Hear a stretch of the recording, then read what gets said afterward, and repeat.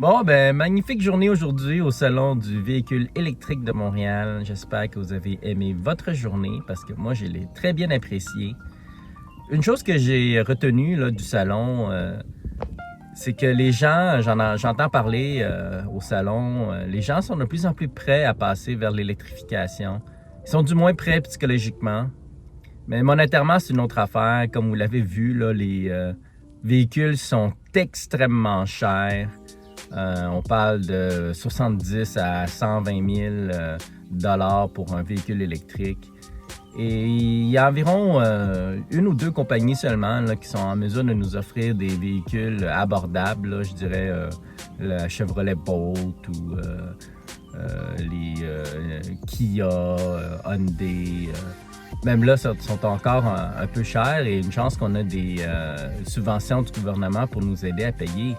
Parce que autrement, c'est très cher.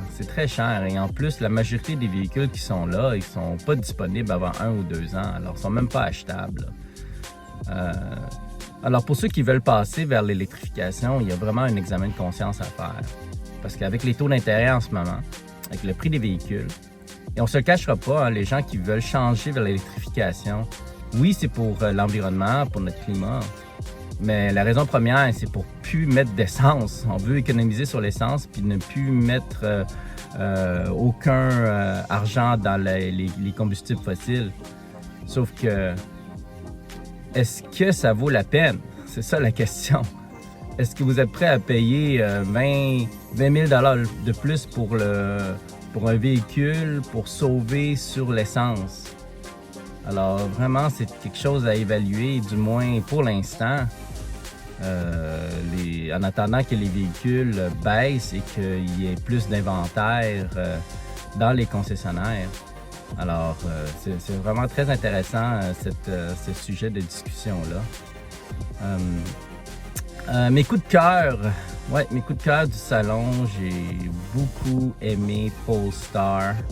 Je crois que Polestar va prendre beaucoup de parts de marché, du moins dans le monde, parce que les modèles qui sortent, là, les Polestar 2, 3, 4, et là, celle que j'ai vraiment adorée au salon, la Polestar Roadster, ils sont vraiment beaux les véhicules côté design, mais côté technique, ils sont vraiment à l'avance également.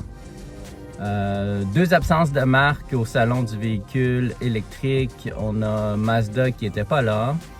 Et je comprends, hein, ils ont un MX-30, je ne sais pas trop laquelle, là, pas très bon comme véhicule.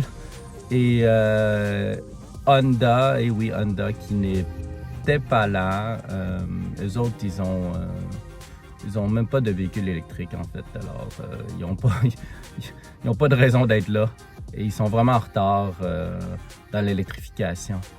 Et les compagnies là, qui m'ont vraiment accroché, là, qui m'ont vraiment sorti du lot, je dirais, là, c'est Hyundai et Kia. Et oui, Hyundai et Kia, là, c'est 2 compagnies coréennes qui sont en train de prendre le dessus du marché. Alors, avec toute leur flotte de véhicules électriques branchables, sont vraiment belles et sont vraiment avancées techniquement. Alors, ils sont une bonne génération d'avance sur la concurrence et moi j'ai peur pour les compagnies comme Toyota, comme Nissan, qui sont vraiment là, ils prennent du retard dans l'électrification. Alors, en somme, j'espère que vous avez aimé votre journée et si vous n'avez toujours pas abonné, abonnez-vous à ma chaîne. Faites un like et on se revoit à la prochaine les amis. Bye!